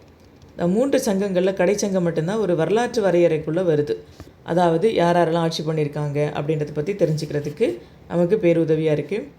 இதில் வந்துட்டு தமிழ் கூறும் நல்லுலகம் அப்படின்னு சொல்லிட்டு எதை சொல்கிறோன்னா வடவேங்கடத்துலேருந்து தென்குமரி வரைக்கும் இருக்கக்கூடியது தான் தமிழ்நாடு சொல்லக்கூடிய நல்லுலகம் அப்படின்னு சொல்கிறோம். நம்ம வந்துட்டு சங்க காலத்திலே வந்து பார்த்திங்கன்னா சேர சோழ பாண்டியர்கள் அப்படின்றது இருந்தாங்க அப்படின்றது பார்த்துருப்போம். ஏன்னா பாண்டியர்கள் தான் சங்கம் வைத்து தமிழ் வளர்த்தனர் அப்படின்றதான் தெரிஞ்சிருப்போம். அதுக்கு முன்னாடி வந்து பார்த்திங்க அப்படின்னா இந்த சேர சோழ பாண்டியர்கள் அப்படின்ற 3 டிவிஷன் இல்லாமல் 12 உட்பிரிவுகளாக இருந்தது அப்படின்றது பார்க்குறோம். ஏரியாவுக்கு தகுந்த மாதிரி அந்த நாடுகளுடைய பெயர்கள் அப்படின்றது இருந்திருக்கு. தென்பாண்டி, குடநாடு, குட்டநாடு அப்படின்னு சொல்லிட்டு, மலைநாடு, புனல் நாடு அப்படின்னு சொல்லிட்டு ஒரு 12 உட்பிரிவுகளாக இருந்திருக்கு. இந்த 12 உட்பிரிவுகள் இருந்ததுன்னு மட்டும் தெரிஞ்சுக்கோங்க. என்னென்ன இருந்தது அப்படின்றது நீங்கள் மனப்பாடம் பண்ண வேண்டாம். நம்ம எங்கேயாவது படிக்கும்போது புனல் நாடுன்னா எந்த ஏரியா, அதே போல் மலைநாடுனா எந்த ஏரியா, அப்படின்னு கேட்டாங்கன்னா நம்ம எங்கேயாவது படிக்கும்போது அதை மட்டும் ஆட் பண்ணிக்கலாம். இந்த 12 நீங்கள் மனப்பாடெல்லாம் பண்ணி வச்சுக்க வேண்டாம். அதே போல் வந்து பார்த்தோம் அப்படின்னா குறுநில மன்னர்கள் ஆட்சி பண்ணியிருக்காங்க. அவங்களுக்கெல்லாம் நம்ம வேளிர்கள் அப்படின்னு சொல்லியிருக்கோம். இது நம்ம படிச்சிருப்போம். குறுநில மன்னர்கள் வந்துட்டு ஆய், பாரி, அதியமான், காரி, ஓரி, நல்லி, பேகன் அப்படின்றது அவங்களுடைய ஆட்சி பகுதிகள் தான் இது எல்லாமே. இதையும் நமக்கு பொறுத்துகளில் கேட்கலாம். இல்லைனா டிஎன்பிஎஸ்சி குரூப் 4 குரூப் 2 எழுதுகிறோம் அப்படின்னா அதில் ப்ரிலிம்ஸில் வந்துட்டு இதெல்லாம் கேட்குறதுக்கு வாய்ப்பு இருக்குது. இப்போ அதிகமானா தகடூர் அப்படின்றது தெரிஞ்சிடும். ஓரினா கொல்லிமலை அப்படின்றதெல்லாம் தெரியும். இப்போ நல்லி அப்படின்றது தொட்டிமலை அப்படின்றதெல்லாம் தெரிஞ்சுக்கணும். இதை ஒரு தடவை பார்த்து வச்சுக்கோங்க. இப்போ சங்க காலத்தில் வந்துட்டு பார்த்திங்க அப்படின்னா நிர்வாகம் எப்படி இருந்தது அப்படின்னா கிராமம், நகரம், நாடு, மண்டலம், கொற்றம் அப்படின்ற மாதிரி இருந்தது. சரிங்களா? இப்போ அதே போல் பல்லவர்கள் காலத்தில் எப்படி இருந்தது, பாண்டியர்கள் காலத்தில் எப்படி இருந்தது, சோழர்கள் காலத்தில் அவங்களுடைய நிர்வாக அமைப்பு முறை எப்படி இருந்தது அப்படின்னு சொல்லி கேட்கலாம். ஸோ அதனால் ஒவ்வொருத்தவங்களுக்கும் இந்த ஸ்ட்ரக்சர் அப்படின்றது மாறும். நல்லாவே தெரிஞ்சு வச்சுக்கோங்க. கிராமம், நகரம், நாடு, மண்டலம், கொற்றம் அப்படின்னு சொல்லிட்டு இருந்தது சங்க காலத்தில். இப்போ சங்க காலத்தில் வந்து பார்த்தோம் அப்படின்னா ஊராட்சி அமைப்புகள் அப்படின்றது இருந்தது. அந்த ஊராட்சி அமைப்புகள் இப்போ இருக்கக்கூடிய உள்ளாட்சி அமைப்புகளை விட அதிக அதிகாரத்தையும் சுதந்திரத்தையும் பெற்றிருந்தது அப்படின்னு சொல்லிட்டு யார் சொல்கிறா அப்படின்னா சங்ககால அரசியலமைப்பின் ஆசிரியர், சங்ககால அரசியலமைப்பு அப்படின்ற ஒரு நூல் எழுதியிருக்கிறாரு. யாருன்னா டாக்டர் என் சுப்பிரமணியன் அப்படின்றவர். அவர் தான் சொல்லியிருக்கிறாரு சங்க காலத்தில் இருக்கக்கூடிய ஊராட்சி அமைப்புகள் இப்போ இருக்கக்கூடிய உள்ளாட்சி அமைப்புகளை விட அதிக அதிகாரத்தையும் சுதந்திரத்தையும் பெற்றிருந்தன அப்படின்னு சொல்லியிருக்கிறார். அடுத்த களப்பிரர்கள் காலம் வரும். கிபி 300லேருந்து 600 வரைக்கும் தமிழ்நாட்டில் இவங்க சிறப்பாகவே ஆட்சி பண்ணியிருப்பாங்க. அவங்களுடைய ஆட்சியில் வந்துட்டு என்னென்னலாம் பண்ணாங்க அப்படின்னு பார்த்தோன்னா முடியாட்சி வல்லாட்சியாக இருந்தது. ஒற்றை அரசாங்கம் இருந்தது. ஏன்னா முடியாட்சி வல்லாட்சி அப்படிங்கும்போதே கண்டிப்பாக அங்கே ஒற்றை அரசாங்கம் தான் இருந்திருக்கும். ஒரு சமயம் சார்ந்த அரசாங்கமாக இம்ப்ளிமெண்ட் பண்ணியிருக்காங்க. உள்ளாட்சி ஊராட்சி அமைப்புகள் எல்லாம் மதிப்பிழந்து போயிடுச்சு. இலக்கியத்துவத்துக்கு முக்கியத்துவம் கிடையாது. அதே போல் அரசியலமைப்புக்கு முக்கியத்துவம் கிடையாது. அரசு, அரசாங்கம், அரசியலமைப்பு, ஆளுகை இதுக்கு இடையிலலாம் எந்த விதமான வேறுபாடும் கிடையாது. ஏன் அப்படின்னு கேட்டால் அவங்க வந்துட்டு ஒரு முடியாட்சி அரசாங்கத்தை வந்துட்டு ரன் பண்ணனால அரசு எது, அரசாங்கம் எது, அவங்களுக்கான அரசியலமைப்பு என்ன, ஆளுகை எப்படியெல்லாம் பண்ணணும் அப்படின்ற மாதிரிலாம் எந்த விதமான டிஃப்ரென்ஸும் இல்லாமல் களப்பிரர்கள் காலத்தில் ஆட்சி அப்படின்றது நடந்திருக்கு. இந்த மாதிரிலாம் இருந்ததுனால தான் வந்து பார்த்திங்கன்னா களப்பிரர்கள் காலத்தை வந்துட்டு ஒரு இருண்ட காலம் அப்படின்னு சொல்லுவாங்க. நமக்கு எங்கேயாவது வந்துட்டு கூற்று காரணம் அப்படின்னு கேட்கும்போது கூட வாய்ப்பு இருக்குது. இல்லைன்னா நம்ம குரூப் அண்ட் மெயின்ஸ் வந்துட்டு எழுதும்போது ஜிஎஸ் பேப்பர் 2ல் வந்துட்டு தமிழ் சொசைட்டி அப்படின்றது இருக்கும். தமிழ் சமூகம் அப்படின்ற ஒரு பேப்பர் இருக்கும். ஒரு 50 மார்க்குக்கு நம்ம எழுதுவோம். அதில் வந்துட்டு இதெல்லாம் கேட்குறதுக்கு வாய்ப்பு இருக்குது. நம்ம எழுதும்போது எங்கேயாவது அடிஷ்னல் கண்டென்ட்டாக கொடுக்கலாம். களப்பிரர்கள் காலம் இருண்ட காலம் என்பதற்கு சான்று தருக அப்படின்னு கேட்டாங்கன்னா நம்ம இதை தான் சொல்லணும். சரிங்களா? என்னென்னா குடியாட்சி வல்லாட்சி இருந்தது, ஒற்றை அரசாங்கம் இருந்தது, சமய சார்பான அரசாங்கம் இருந்தது. இதெல்லாம் இது பண்ணதுனால வந்து பார்த்திங்கன்னா மக்களுக்கு தேவையான சமூக பொருளாதார அரசு நடவடிக்கைகள் எதுவும் சரியாக கிடைக்கல. அதை இன்னொன்று வந்துட்டு நமக்கான அவங்க ஆட்சி காலத்துக்கான சான்றுகள் எதுவுமே நம்மள்கிட்ட இல்லை. அதனால் களப்பிரர்கள் காலத்தை வந்துட்டு இருண்ட காலம் அப்படின்னு சொல்கிறோம் அப்படின்ற மாதிரி நம்ம ஆன்சர் முடிச்சுக்கலாம். களப்பிரர்கள் காலம் இருண்ட காலமா அப்படின்னு கேட்டால் நம்ம இல்லை அப்படின்னு சொல்லிட்டு அதுக்கு சில எவிடன்ஸ் வந்து நம்ம இருக்குது. அதை வந்து நம்ம தமிழ் சமூகம் அப்படின்றத பார்க்கும்போது பார்க்கலாம். சரிங்களா? களப்பிரர்கள் காலம் இருண்ட காலம் அப்படின்னு சொல்லிட்டாங்க அப்படின்னா அதுக்கு இதை வச்சு தான் நம்ம ஆன்சர் எழுத போகிறோம். இருண்ட காலமா அப்படின்னு கேட்டாங்க அப்படின்னா எஸ்ஆர் நோ அப்படின்ற மாதிரி இருந்ததுன்னா நோன்னு சொல்லிவிட்டு ஏன் அது இருண்ட காலம் இல்லை அப்படின்றதுக்கான காரணத்தையும் நம்ம எழுதிடலாம். சரிங்களா? நெக்ஸ்ட்டு வந்துட்டு பல்லவர்கள் காலம். பல்லவர்களுடைய ஆட்சி காலத்தில் நிலப்பகுதி எவ்வளோ வரைக்கும், எதுலேருந்து எவ்வளோ வரைக்கும் ஆட்சி பண்ணியிருந்தாங்க அப்படின்னா காவேரியிலேருந்து ஆந்திராவில் இருக்கக்கூடிய கிருஷ்ணா வரைக்கும் ஆட்சி பண்ணியிருக்காங்க. சரிங்களா? இது ஒரு தடவை டிஎன்பிஎஸ்சியில் கேட்டிருக்காங்க. பல்லவருடைய ஆட்சி காலம் எங்கே வரைக்கும் இருந்தது அப்படின்னு சொல்லிட்டு கிருஷ்ணா, கோதாவரி, துங்கபத்ரா அப்படின்னு சொல்லிட்டுலாம் ஆன்சர் கொடுத்துட்டாங்க. ஸோ அதனால் கிருஷ்ணா வரைக்கும் இருந்தது அப்படின்றத பார்க்கணும். அதே போல் சங்க காலத்தில் மன்னன் வந்துட்டு மக்களுக்கு மகேசனாக இருந்தான். பிற்கால பல்லவர்கள் காலத்தில் வந்து பார்த்திங்க அப்படின்னா இவங்க வந்து பிரம்மனோட சந்ததி, கடவுளோட நேரடி பிரதிநிதிகள், இவங்களுடைய வாக்கு வந்துட்டு வேத வாக்கு, நடமாடும் தெய்வம், இந்த மாதிரிலாம் வந்துட்டு மன்னர்கள் வந்து நம்பியிருக்காங்க. அதே போல் தெய்வ உரிமை கோட்பாடு அப்படின்றத அவங்க ஃபாலோ பண்ணியிருக்காங்க. மன்னர்களுக்கான பட்டப்பேர்கள் என்ன இருக்குது அப்படின்னா காடவர்கோன், பண்டரிநாதன் அப்படின்னு சொல்கிறாங்க. இந்த பண்டரிநாதன் அப்படின்ற பேரெல்லாம் பார்த்தோம் அப்படின்னா மன்னர்களுக்கு இந்த மாதிரி பட்டப்பேர் வச்சுருக்காங்க இல்லையா, அந்த மன்னர் வந்துட்டு ஏதாவது ஒரு சிவன் கோயிலை கட்டியிருந்தார் அப்படின்னா அதுக்கெல்லாம் பேர் பண்டரிநாதபுரம் அப்படின்றதே இருக்குது. சரிங்களா? இன்னுமே நீங்கள் ஆந்திரா பார்டர்லாம் போனோம் அப்படின்னா திருவள்ளூர் அந்த சைட்லாம் போகும்போது பண்டரிநாதர், பண்டரீஸ்புரம் அப்படின்ற மாதிரிலாம் கோயில்கள் இருக்குது. ஸோ இதெல்லாம் வந்துட்டு பல்லவர்கள் காலத்தில் கட்டப்பட்ட கோயில் அப்படின்றத நம்ம பார்த்துக்குறோம். அரச சின்னம் வந்துட்டு நந்தியாக இருந்திருக்கு. ஒருவேளை வாரிசுரிமையில் வந்துட்டு மகன் இல்லை அப்படின்னா யாரை வந்துட்டு அரச பதவிக்கு கொண்டுட்டு வருவாங்க அப்படின்னா நெருங்கிய உறவினர் வந்துட்டு அரச பதவிக்கு கொண்டு வந்துருப்பாங்க. இது யாருடைய காலத்தில் அப்படின்னா பல்லவர்கள் காலத்தில். வாரிசுரிமை இல்லை அப்படின்னா க்ளோஸ் ரிலேட்டிவ் வந்துட்டு அரசு பதவி கொண்டுட்டு வந்திருக்காங்க. அதே போல் பல்லவ நாட்டில் இருந்த பட்டத்தரசிகள் எல்லாருமே கோயில் பணிகள் வந்துட்டு முனைப்புடன் ஈடுபட்டாங்க அப்படின்றதையும் பார்க்குறோம். அமைச்சர்களில் முதன்மையானவர் யார் அப்படின்னா அமேத்தியார். இளவரசன் வந்துட்டு மாகாண நத்திகர் அப்படின்னு சொல்கிறாங்க, அதாவது ஆளுநர் அப்படின்னு சொல்லியிருக்காங்க. கிராம சபையெல்லாம் நிறைவேற்றக்கூடிய தீர்மானங்களுக்கு என்ன பேர் அப்படின்னா வியவஸ்தை அப்படின்னு சொல்லி சொல்கிறாங்க. அதே போல் பல்லவர்கள் காலத்தில் ஆட்சி நிர்வாகம் எப்படி இருந்துச்சுன்னா ஊர், நாடு, வளநாடு இல்லைன்னா கோட்டம், மாகாணம் அப்படின்னு சொல்லி பிரித்து வச்சுருக்காங்க. மாகாணம் அதை வந்துட்டு வளநாடு இல்லைன்னா கோட்டமாக பிரித்து வச்சுருக்காங்க. அது மறுபடியும் வந்துட்டு நாடுகளாக பிரியுது. நாடு எல்லாத்தையும் வந்துட்டு ஊர் அப்படின்னு சொல்லி பிரித்து வச்சுருக்கோம். இப்போ பல்லவர்கள் காலத்தில் நீதி எப்படி இருந்துச்சு அப்படின்னா தேவதான பிரம்மதேய கிராமங்களில் வந்துட்டு கிராம சபைகள் வந்து நீதி வழங்கிச்சு. பேரூர்களில் இருந்த நீதிமன்றங்களுக்கு பேர் என்ன அப்படின்னா அதிகரணம் இல்லைன்னா அதிகரண மண்டபம் அப்படின்னு சொல்கிறாங்க. சட்டத்தின்படி ஆட்சி கிடையாது, அதே போல் சட்ட சமத்துவமும் இல்லை அப்படின்றது பார்க்குறோம். சரிங்களா? ஒவ்வொருத்தவங்களுக்கு தகுந்த மாதிரி சட்டம் அப்படின்றது இங்கே செயல்பட்டிருக்கு. பல்லவர்களுடைய ஆட்சி காலத்தில் வந்துட்டு 5 வகையான படைகள் இருந்திருக்கு. யானைப்படை, குதிரைப்படை, தேர்ப்படை, காலால் படை, கடற்படை அப்படின்றது இருக்குது. நம்ம இன் ஜென்ரல் 4 படைகள் இருந்தது அப்படின்னு தான் பார்ப்போம். பட் ஆனால் பல்லவர்களுடைய ஆட்சி காலத்தில் வந்துட்டு 5 படைகள் எது அப்படின்னு பார்த்தீங்கன்னா கடற்படை அப்படின்றதும் இருக்குது. அதே போல் குதிரைப்படை, யானைப்படை அதெல்லாம் இருந்திருக்கு அப்படின்றத பார்க்குறோம். போர்க்காலங்களில் வந்துட்டு யார் தளபதி அப்படின்னு பார்த்தீங்கன்னா பேரரசர் தான் தளபதியாக இருந்திருக்கிறாரு. இந்த பல்லவர் படை வந்துட்டு இடைக்கால ஐரோப்பாவின் மானிய படை அமைப்பை போன்று இருந்தது அப்படின்னு சொல்லிட்டு வேதி செல்வம் அப்படின்றவர் சொல்லியிருக்கிறார். சரிங்களா? ஐரோப்பாவோட படையை போல் பல்லவர்களுடைய படை இருந்தது அப்படின்றத சொல்லியிருக்கிறார். அடுத்து வந்துட்டு பாண்டியர்களுடைய காலம் பற்றி பார்க்குறோம். இவங்க வந்துட்டு 575 900 வரைக்கும் ஆட்சி பண்ணியிருப்பாங்க. இந்த பாண்டியர்களே வந்துட்டு பார்த்திங்க அப்படின்னா முற்கால பாண்டியர்கள், பிற்கால பாண்டியர்கள் அப்படின்னு சொல்லிட்டு 2 படிப்போம். முற்கால பாண்டியர்கள் அப்படிங்கும்போது சங்கம் வைத்து தமிழ் வளர்த்த பாண்டியர்கள் தான் முற்கால பாண்டியர்கள். பிற்கால பாண்டியர்கள் அப்படிங்கிறது களப்பிரர்களுக்கு அப்புறம் சோழர்களுக்கு முன்னாடி ஆட்சி பண்ணவங்க தான் பிற்கால பாண்டியர்கள். நம்ம வந்துட்டு இடைக்கால இந்தியான்னு படிப்போம். யூனிட் 3ல் வந்துட்டு ஹிஸ்ட்ரி கொடுத்துருப்பாங்க. அதில் ஏன்ஷியன்ட் ஹிஸ்ட்ரி, மிடிவல் ஹிஸ்ட்ரி படிக்கும்போது வந்து பார்த்தோம் அப்படின்னா நம்ம பாண்டியர்களுடைய ஆட்சி காலத்தை பற்றி படிக்கலாம். அதில் யாராருக்கு அப்புறம் யார் ஆட்சி பண்ணாங்க, அவங்களுக்கான சிறப்பு பெயர்கள் என்னென்ன போர், அவங்களுடைய நிர்வாகம் எப்படி இருந்தது அப்படின்றத பற்றி பார்ப்போம். இங்கே நம்ம பார்க்குறது பிற்கால பாண்டியர்கள் 575 900 வரைக்கும். பாண்டியர்கள் அப்படிங்கும்போது சங்கம் வைத்த தமிழ் வளர்த்தார்கள். அவங்களுடைய காலத்தில் சமஸ்கிருதம் தான் உயர்ந்த செம்மொழியாக இருந்துச்சு. பிராமணர்கள் தான் உயர்ந்த வகுப்பினர்களாக இருந்தாங்க. அவங்களுக்கு என்னென்ன பெயர்கள்லாம் இருந்துச்சு அப்படின்னு பார்த்தீங்கன்னா செலியன், மாறன், வழுதி இதெல்லாம் வழக்கிழந்து ரணதீரன், ராஜசிம்மன், ஸ்ரீமாறன், ஸ்ரீபல்லவன் அப்படின்ற மாதிரியான சமஸ்கிருத பெயர்கள்லாம் வந்துருச்சு. சரிங்களா? இப்போ செலியன், மாறன், வழுதி இதெல்லாம் வந்துட்டு முற்கால பாண்டியர்கள், அதாவது சங்க காலத்தில் இருந்த பாண்டியர்களுடைய பெயர்கள். அப்புறம் வரும்போது என்ன ஆகுது அப்படின்னு பார்த்தீங்கன்னா சமஸ்கிருத பெயர்கள் அப்படின்றது வர ஆரம்பிச்சிருச்சு. ரணதீரன், ஸ்ரீமாறன், ஸ்ரீவல்லபன் அப்படின்ற மாதிரியான பேர்லாம் வந்துருச்சு அப்படின்றது பார்க்குறோம். அப்போது பிற்காலத்துக்கு அப்புறம் களப்பிரர்களுக்கு அப்புறம் சமஸ்கிருதத்தோட தாக்கம் வந்துட்டு இங்கே அதிகமாயிருச்சு அப்படின்றத தெரிஞ்சுக்கிறோம். அடுத்து அரசை பற்றி தெரிஞ்சுக்கணும் அப்படின்னா தலைமை அமைச்சர் வந்துட்டு உத்தம மந்திரியாக இருந்தார். வேத வல்லுநர்கள் வந்துட்டு மன்னனுக்கு தர்மோபதேசம் பண்ணுறதுக்காண்டி இருந்தாங்க. படைத்தலைவருக்கு பேர் சேனாதிபதி.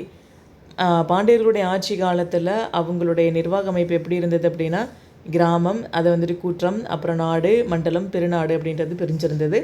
மலபார் இல்லைன்னா ராஜவள நாடு, கொல்லம், நெல்லூர். சரிங்களா? அதாவது நெல்லூர் அப்படின்றது ஆந்திரா வரைக்கும் இருக்குது. மலபார் அப்படின்றது கேரளா. சரிங்களா? இந்த பகுதிகள் எல்லாத்தையும் ஒன்று சேர்ந்ததாக பாண்டிய நாடு அப்படின்றது இருந்திருக்கு. இப்போ நில நிர்வாகம் அப்படின்னு பார்க்கும்போது 4 வகையான நிலம் அப்படின்றது இருந்திருக்கு. பாரம்பரிய உரிமை பெற்ற நிலம், அதுக்கு பேர் என்னென்னா வெள்ளால் அப்படின்னு சொல்கிறாங்க. வேளாண்மை இல்லாமல் பிற தொழிலில் ஈடுபட்டிருக்காங்க இல்லையா, அவங்களுடைய நிலத்துக்கு பேர் என்ன அப்படின்னா ஜீவிதம் இல்லைன்னா காயாவிருத்தி அப்படின்னு சொல்கிறோம். அப்புறம் பிரம்மதேயம், தேவதானம் இது இருக்குது. ஊழிய மானியம். சரிங்களா? இப்போ வந்துட்டு மன்னர்கிட்ட ஆட்சி என்ன சொல்கிறது, மன்னரோட ஆட்சியில் வேலை செய்யக்கூடியவங்களுக்கு ஊதியத்துக்கு பதிலாக நிறைய மானியங்கள் நிலமாக கொடுத்துருப்பாங்க. அதுக்கு பேர் தான் ஊழிய மானியம் அப்படின்னு சொல்கிறோம். பாண்டியர்களுடைய பொருளாதார வளம் பற்றி மார்க்கோபோலோ சொல்லியிருக்காரு அப்படின்றது நமக்கு தெரியும். மார்க்கோபோலோ மட்டும் கிடையாது, மார்க்கோபோலோ, வாசப் இந்த வெளிநாட்டு பயணிகளெல்லாம் பாண்டியர்களுடைய பொருளாதாரம் பற்றி நிறைய பேசியிருக்காங்க. அப்புறம் பாண்டியர்களுடைய ஆட்சி காலத்தில் அவங்க செய்யக்கூடிய தொழில்களுக்கு ஏற்ற மாதிரி வரிகள் அப்படின்றது விதிச்சிருக்காங்க. என்னென்ன வரிகள் அப்படின்னா தரீரை, செக்கிரை, தம்மார் பாட்டம் இந்த மாதிரியான வரிகள் எல்லாம் விதிச்சிருக்காங்க. வேளாண்மை தவிர எண்ணெய் உற்பத்தி, உப்பு உற்பத்தி, மீன் பிடித்தல், முத்து குளித்தல் இந்த மாதிரி பல்வேறு தொழில்களும் வந்துட்டு மக்கள் செஞ்சுருக்காங்க அப்படின்றத பார்க்குறோம். அடுத்து வந்து பார்த்தோம் அப்படின்னா சோழர்கள் காலம் அப்படிங்கும்போது வடக்கு வந்து துங்கபத்ரா வரைக்கும் இருக்குது. சரிங்களா? அங்கே எப்படி பல்லவர்கள் காலம் கிருஷ்ணா வரைக்கும் இருந்ததுன்னு பார்த்தோமோ அதே போல் சோழர்கள் காலம் துங்கபத்ரா வரைக்கும் இருக்குது. மூத்த மகன் இருக்கும்போதே வந்து பார்த்திங்க அப்படின்னா இளையவர் வந்துட்டு பட்டத்துக்குரியவராகவும் இருந்திருக்காரு அப்படின்றது பார்க்குறோம். அடுத்து சோழர்களுடைய உள்ளாட்சி அமைப்பை பற்றி சொல்லக்கூடியது பராந்தக சோழனுடைய உத்தரமேரூர் கல்வெட்டு. அதில் வந்துட்டு வேதியர்கள் வாழ்ந்த பகுதி வந்துட்டு கிராமங்கள், வேதியர் இல்லாத மற்றவங்கள்லாம் வாழ்ந்த பகுதி வந்துட்டு ஊர்கள் அப்படின்னு சொல்கிறோம். நகராட்சி உள்ளாட்சி எல்லாம் வந்துட்டு நகரத்தார் வந்துட்டு நிர்வாகம் பண்ணியிருப்பாங்க. இங்கேயும் வந்துட்டு பார்த்திங்க அப்படின்னா நிலவரி, சுங்கவரி, தொழில் வரி, உப்பள வரி, பாதை வரி அப்படின்னு சொல்லிட்டு பலவிதமான வரிகள் அப்படின்றது வசூலிச்சிருக்காங்க. இந்த வரி வசூலிக்கக்கூடியவங்களுக்கு பேர் என்ன அப்படின்னா படைமானிய தலைவர்கள் அப்படின்ட்டு சொல்கிறோம். சோழர்கள் காலத்தில் வந்துட்டு 4 வகையான படைகள் தான் இருந்துச்சு. பட் பல்லவர்கள் காலத்தில் 5 வகையான படைகள் அப்படின்றது பார்க்குறோம். சோழர்கள் காலத்தில் 4 வகையான படைகள் வந்துட்டு 70 பிரிவுகளாக பிரிக்கப்பட்டிருந்தது. படைத்தளபதிக்கு பேர் என்ன அப்படின்னா சேனாதிபதி மாதண்ட நாயக்கர் அப்படின்னு சொல்லி பேர் வச்சுருக்கோம். ஒருவேளை சிறந்த போர் வீரர்கள் எல்லாத்துக்கும் பேர் என்ன அப்படின்னு பார்த்தீங்கன்னா சத்திரிய சிகாமணிகள் அப்படின்னு சொல்லி ஒரு பட்டம் கொடுத்துருக்காங்க. சத்திரிய சிகாமணிகள் அப்படின்னா யாருன்னா சிறந்த போர் வீரர்கள். மன்னருடைய மெய்காப்பாளர்களுக்கு பேர் என்னென்னா வேலைக்காரர்கள் அப்படின்னு சொல்லியிருக்காங்க. அதுக்கப்புறம் மதுரையில் வந்துட்டு சுல்தான்களோட ஆட்சி இருந்தது. விஜயநகர ஆட்சி அப்படின்றது இருந்தது. விஜயநகர ஆட்சி காலத்தில் வந்துட்டு உள்ளாட்சி எப்படி இருந்தது அப்படின்னா குடியாட்சிக்கு பதிலாக ஆயக்கர் முறை அப்படின்றது கொண்டுட்டு வராங்க. ஆயக்க முறை அப்படின்னா என்ன அப்படின்னு பார்த்தீங்கன்னா விஜயநகர பேரரசோட ஆட்சி காலத்தில் இராணுவம் மற்றும் நிலமானியம் எல்லாமே நாயக்கர்களுடைய தேவைகளை பூர்த்தி செய்வதற்காக உருவாக்கப்பட்டிருக்கக்கூடிய ஒரு அமைப்பாக இருக்கும். சரிங்களா? நாயக்கர்களோட ஆட்சி காலத்தில் இராணுவம் நிலமானியம் எல்லாம் அவங்களுடைய தேவைகளை பூர்த்தி செய்கிறதுக்காக இருக்கும். அதிலிருந்து வந்து தான் வந்து பார்த்திங்க அப்படின்னா நமக்கு இந்த பாளையக்காரர் முறை அப்படின்றது கொண்டுட்டு வந்திருப்பாங்க. அதாவது டோட்டல் ஏரியாவே அவங்களால நிர்வாகம் பண்ண முடியாது. அதனால் குறிப்பிட்ட பகுதிகளை பிரித்து அதுக்கு வந்துட்டு ஒருத்தர் வந்துட்டு தலைமையாக அதாவது எல்லாத்தையும் நிர்வாகம் பண்ணிக்கோ, நீ வரியெல்லாம் வசூல் பண்ணி எனக்கு ஒரு இதை நீ கொடுத்துட்டு உன்னோட செலவுக்கு நீ வச்சுக்கோ அப்படின்ற மாதிரி ஆரம்பிக்கப்பட்டதான் பாளையக்காரர் முறை அப்படின்றது. சரிங்களா? இந்த ஆயகர் முறையிலேருந்து தான் பாளையக்கார முறை அப்படின்றது டெவலப் ஆகி வந்திருக்கு. இப்போது விஜயநகர ஆட்சி காலத்தில் வந்துட்டு நிதி நிர்வாகி அப்படின்றவர் வந்துட்டு போட்டையில் அப்படின்னு சொல்கிறாங்க. பதிவாளருக்கு பேர் என்னென்னா கர்ணம், கிராம பாதுகாவலருக்கு வந்து தலையாரி, பயிர் பாதுகாவலர் வந்துட்டு தோட்டி, பாசன பொறுப்பாளர் வந்து நீர்க்கந்தின்னு சொல்கிறோம். சரிங்களா? சாவடி அப்படின்றது ஒன்று இருந்திருக்கும். இப்போவுமே நிறைய இடத்துல வந்து பார்த்திங்கன்னா சாவடி அப்படின்றது கிராமப்புறங்களில் இருக்கும். அதாவது கிராமங்களுக்கு பொதுவான அரசு அலுவலக அமைப்பாக செயல்படக்கூடியது தான் சாவடின்னு சொல்கிறோம். இப்போ ஒரு ஊரோட மையப்பகுதியில் ஒரு மேடை போட்டு ஒரு மரம் இருந்துச்சு, ஆலமரம் இருந்துச்சு அப்படின்னா அதுக்கு பேர் சாவடி அப்படின்னு சொல்லுவாங்க. அதாவது கிராமத்துக்கு பொதுவான விஷயங்கள் எல்லாத்தையும் டிஸ்கஸ் பண்ணக்கூடிய ஒரு இடமா இருந்திருக்கு. இப்போல்லாம் வந்து நம்ம ஆஃபீஸ் அப்படின்றது கட்டி வச்சுட்டோம். அப்போ அந்த இது இல்லாமல் சாவடி அப்படின்றது இருந்திருக்கு அப்படின்றது பார்க்குறோம். அடுத்து வந்துட்டு இராணுவ முகாம்கள். பாளையம் அப்படின்னா இராணுவ முகாம் இருக்கக்கூடிய பகுதிகள் எல்லாத்தையும் பாளையம் அப்படின்னு சொல்கிறோம். இப்போவுமே தமிழ்நாட்டில் நிறைய ஊர்களுக்கு பேர் பாளையம் அப்படின்றது இருக்கும். அது எதனால் வந்தது அப்படின்னா அப்போதைக்கு அங்கே வந்துட்டு ஒரு இராணுவ முகாம் அப்படின்றது இருந்திருக்கு அப்படின்றத பார்க்குறோம். பாளையத்தோட தலைவர் வந்து பாளையக்காரர், கோட்டை எல்லாத்தையும் கேடயங்கள்னு சொல்லுவாங்க. காவலர்கள் வந்துட்டு கூறியீட்டிகளாக இருந்திருக்காங்க அப்படின்றத பார்க்குறோம். அடுத்து வந்து நாயக்கர் காலம் அப்படிங்கும்போது நாயக்கர்கள் வந்து செஞ்சி, தஞ்சை, மதுரை இது எல்லாத்தையும் ஆட்சி பண்ணியிருக்காங்க. செஞ்சி நாயக்கர், தஞ்சை நாயக்கர், மதுரை நாயக்கர் அப்படின்றது நம்ம ஹிஸ்ட்ரி படிக்கும்போது படிச்சுக்கலாம். அவங்களுடைய நிர்வாகம் எப்படி இருந்தது அப்படின்னா கிராமம், சீமை, நாடு இப்படி தான் இருந்தது. அடுத்து வந்துட்டு மராத்தியர்கள் காலத்தில் வந்துட்டு அவங்க எந்தெந்த பகுதியெலாம் ஆட்சி பண்ணாங்கன்னா செஞ்சி, தஞ்சை, தேவிப்பட்டினம், பரங்கிப்பேட்டை இதெல்லாம் மராத்தியரோட ஆட்சி பகுதி. படைத்தலைவருக்கு பேர் என்ன சொல்கிறாங்க அப்படின்னா எல்லா இடத்துலையும் வந்துட்டு சேனாதிபதி அப்படின்னு படித்தோம். பட் ஆனால் இங்கே வந்துட்டு மராத்தியர்களுடைய காலத்தில் படைத்தலைவருக்கு பேர் என்னென்னா தலவாய் அப்படின்னு சொல்கிறாங்க. சரிங்களா? வருவாய்த்துறை அதிகாரிக்கு பேர் என்ன அப்படின்னா திவான் அப்படின்னு சொல்கிறோம். அடுத்து வந்துட்டு ஆற்காடு நவாப்புகள் இருக்காங்க. இவங்க வந்துட்டு 2 குலமாக ஆட்சி பண்ணியிருப்பாங்க. நெவாயத், வாலஜா அப்படின்னு சொல்லிட்டு. இப்போ ஃபஸ்ட்டு வரவங்க வந்துட்டு நெவாயத், அடுத்து வந்துட்டு வாலஜா அப்படின்றவங்க வந்திருப்பாங்க. சரிங்களா? இப்போது இந்த ஆற்காடு நவாப்புகளுடைய காலத்தில் வந்துட்டு ஒவ்வொரு அதிகாரிகளுக்கு என்ன பேர் இருந்தது அப்படின்னா கணக்கர்னா குணாங்கோ, தணிக்கை அதிகாரிக்கு பேர் என்னென்னா முஸ்தாபி, ஆணையர்னா சாதர், அப்புறம் நாடுகளுக்குரிய பிரதிநிதிகள் இருக்காங்களே அவங்களுக்கெல்லாம் பேர் வந்துட்டு பேஸ்கார், நீதிபதிக்கு பேர் வந்து குவாசி, காவல் அதிகாரிக்கு வந்து கொத்துவால் அப்படின்னு சொல்கிறோம். சரிங்களா? இப்போது துவக்கத்தில் வந்துட்டு இந்த ஆற்காடு நவாப்புகளுடைய தலைநகரமாக ஆற்காடு வந்து இருந்திருக்கும். அதுக்கப்புறம் வந்து பார்த்திங்க அப்படின்னா இணை தலைநகரமாக எதை கொண்டுட்டு வந்திருப்பாங்க அப்படின்னா திருச்சியை வந்துட்டு ஆற்காடு நவாப்புகள் வந்துட்டு இணை தலைநகரமாக கொண்டுட்டு வந்திருப்பாங்க. இப்போ தாலுக்கா அப்படிங்கும்போது தாசில்தார், தாலுக்தார், கமில் சுபேதார் இவங்கெல்லாம் நிர்வாகம் பண்ணியிருக்காங்க. வருவாய்த்துறை அதிகாரிகள் எல்லாத்துக்கும் ஜென்ரலாக பேர் என்ன அப்படின்னா அம்பலக்காரர்கள். பாதுகாப்பு அதிகாரிகளுக்கு பேர் என்னென்னா குறைக்கர்கள். பஞ்சாயத்து தலைவருக்கு பேர் என்ன அப்படின்னா மக்காடம் அப்படின்றது. இதெல்லாம் கொஞ்சம் நல்லா பார்த்து வச்சுக்கிறது நல்லது. எங்கேயாவது ப்ரிலிம்ஸில் வந்து நமக்கு கேட்டாங்க அப்படின்னா நமக்கு எழுத தெரியணும். பாதுகாப்பு அதிகாரிகளுக்கு பேர் என்ன அப்படின்னா குறைக்கர்கள் அப்படின்றது தெரியணும். பட்டேல் அப்படின்ற ஒரு அதிகாரி இருந்திருக்காரு. அவர் வந்துட்டு பஞ்சாயத்து அமைக்கிறது, கூட்டுறது இதெல்லாம் பட்டேல் அப்படின்ற அதிகாரி தான் பண்ணியிருக்காரு. அடுத்து குவாசிகள் அப்படின்னா நீதிபதி அப்படின்னு பார்த்தோம். பொதுவாக குவாசிகள் யார் அப்படின்னா முஸ்லீம் சம்மந்தப்பட்ட வழக்குகள் எல்லாத்தையும் விசாரித்து தீர்ப்பு கொடுக்குறவங்களுக்கு பேர் குவாசிகள். இப்போ அதே இந்து சம்மந்தப்பட்ட வழக்குகளை விசாரித்து தீர்ப்பு கொடுக்குறவங்களுக்கு பேர் என்ன அப்படின்னா அமுல்தாரர்கள் அப்படின்னு சொல்லி சொல்கிறோம். சரிங்களா? அடுத்து ஒழுங்குமுறை சட்டம் ரெகுலேட்டிங் ஆக்ட் 1973 அப்படின்றது வந்திருக்கும். அந்த சட்டத்தின்படி வந்து பார்த்திங்க அப்படின்னா சென்னை மாகாணத்துடைய சென்னை ராஜதானியோட ஆளுநர் வந்துட்டு வங்காளத்திலேருந்து செயல்பட்ட ஒரு தலைமை ஆளுநர் அப்படின்றவர் இருப்பார். அவருடைய கட்டுப்பாட்டின் கீழே கொண்டு வரப்பட்டது அப்படின்றது பார்க்குறோம். அது வரைக்கும் தனியாக தான் செயல்பட்டு இருந்தாங்க சென்னை மாகாணத்துடைய ஆளுநர். ஒழுங்குமுறை சட்டத்துக்கு அப்புறம் தான் வந்துட்டு வங்காளத்தோட தலைமை ஆளுநருக்கு கீழே வர ஆரம்பிச்சிட்டாங்க. அடுத்து வந்துட்டு சார்ட்டர் ஆக்ட் அப்படின்னு சொல்லி சொல்கிறோம். அதாவது பட்டய சட்டம் அப்படின்றது இருக்கும். 1833 பட்டய சட்டத்தின் கீழே ஆளுநருடைய சட்டம் இயற்றக்கூடிய அதிகாரம் வந்துட்டு பறிச்சிட்டாங்க அப்படின்னு சொல்லி பார்க்குறோம். அதாவது சென்னை, மும்பை, வங்காளம் இங்கே எல்லாத்துலேயும் தனித்தனி ஆளுநர்கள் இருந்தாங்க.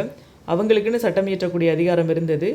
பட் ஆனால் 1833 சார்ட்டர் ஆக்ட் பட்டய சட்டத்தின்படி ஒவ்வொரு ஆளுநருக்கும் தனியாக சட்டம் இயற்றக்கூடிய அதிகாரம் கிடையாது. தலைமை ஆளுநர் தான் சட்டம் போடுவார் அப்படின்னு சொல்லி சொல்லிட்டாங்க. புனித ஜார்ஜ் கோட்டையை வந்துட்டு தலைமையிடமாக கொண்டு சென்னை ராஜதானி எப்போ உருவாக்கப்பட்டது அப்படின்னா 1654 உருவாக்கப்பட்டது. தலைமைச் செயலகம் அப்படின்னு சொல்லக்கூடிய பொதுத்துறை தான் முதல்ல உருவாக்கப்பட்டது. தலைமைச் செயலகம் எப்போ உருவாக்குனாங்க அப்படின்னா 1670. அதுக்கப்புறம் 1752 இராணுவத்துறை, 1774 வருவாய்த்துறை, 86 வந்துட்டு இந்த தலைமைச் செயலகத்தை வந்து சீரமைச்சு 4 மன்றங்களை கொண்டுட்டு வராங்க. வருவாய், வர்த்தகம், இராணுவம், மருத்துவம், வணிக கடற்படை மன்றம் அப்படின்னு சொல்லிட்டு 4 பிரிக்கிறாங்க. அப்புறம் 1796 ரகசியத்துறை ஒன்று கொண்டு வரப்படுது. அதுக்கப்புறம் நீதித்துறை 1811 18 இடையில் வந்துட்டு ஒரு 5 துறைகள் உருவாக்குறாங்க. அப்போ தான் நீதி, வர்த்தகம், சட்டம், வெளி விவகாரம், கோயில்கள் அப்படின்றலாம் கொண்டுட்டு வந்திருக்காங்க. இந்த கோயில்கள் அப்படின்னு கொண்டுட்டு வரனால கொஞ்சம் இந்த டியூரேஷனை பார்த்து வச்சுக்கோங்க. சரிங்களா? இது வந்து நமக்கு பின்னாடி வந்துட்டு யூஸ் ஆகும். 1838 53 வரைக்கும் ஒரு 3 புதிய துறைகள் கொண்டு வரப்பட்டது. கடல் வணிகம், பொதுப்பணி, ரயில்வே இது எல்லாத்தையும் கொண்டுட்டு வந்திருக்காங்க. நெக்ஸ்ட்டு வாரன் ஹாஸ்டிங்ஸோட ஆட்சி காலத்தில் தான் நிலவரியெல்லாம் வசூலிக்கணும் அப்படிங்கிறதுக்காண்டி மாவட்ட ஆட்சியர்கள் அப்படின்றத வந்துட்டு நியமனம் பண்ணியிருக்காங்க. 1794 சென்னை ஆளுநராக இருந்த ஹோபர்ட் பிரபு அப்படின்றவர் வந்துட்டு பார்த்திங்கன்னா பாளையக்காரர்கள் இருந்தாங்க இல்லையா, இந்த பாளையக்காரர்களுக்கு பதிலாக மாவட்ட ஆட்சியர் அப்படின்றத வந்து நியமிக்கிறார். எதனால் அப்படின்னு பார்த்தோம் அப்படின்னா பாளையக்காரர்கள் எல்லாமே பிரிட்டிஷை எதிர்த்து புரட்சி பண்ண ஆரம்பிச்சிட்டாங்க. நம்ம படிச்சிருப்போம் வேலு நாச்சியார், புலித்தேவர், கட்டபொம்மன் இவங்க எல்லாமே. இந்த பாளையக்காரர்கள் எல்லாம் பிரிட்டிஷை எதிர்த்து புரட்சி பண்ணனால வந்து பார்த்திங்க அப்படின்னா இப்போ பாளையக்காரர்கள் பொதுவாக வரி எல்லாத்தையும் வசூல் பண்ணி அவங்களுக்கு ஒரு பார்ட் வச்சுக்கிட்டு மீதி எல்லாத்தையும் கொடுத்துடணும் அப்படின்றது தான் பாளையக்காரர் முறை. இது அவங்க சரியாக பண்ணலை. அதனால் அந்த நிலவரி வசூலிக்கிறது மட்டும்தான் பிரிட்டிஷோட முக்கிய குறிக்கோளாக இருந்தது. அதனால் இந்த பாளையக்காரர்களுக்கு பதிலாக மாவட்ட ஆட்சியர் அப்படின்றவங்களை வந்து நியமிச்சிட்டாங்க. அப்போது யார் நியமித்தா அப்படின்னு கேட்டால் 1794 ஹோபர்ட் பிரபு அப்படின்றவர் வந்து நியமிச்சிருப்பார். தாமஸ் மன்றோ வந்துட்டு தமிழ்நாட்டில் பாரம்பரியமாக இருக்கக்கூடிய அந்த கிராம பஞ்சாயத்து முறைக்கு வந்துட்டு உயிரிட்டு இருப்பார். அதாவது பராந்தக சோழனுடைய உள்ளாட்சி நிர்வாக அமைப்புகள் இருந்தது இல்லையா, அது வந்துட்டு ரொம்ப புத்துணர்ச்சியோடு நல்லாவே செயல்பட்டுட்டு இருந்திருக்கும். பட் அதுக்கப்புறம் அது வழக்கிழந்து போயிடுச்சு.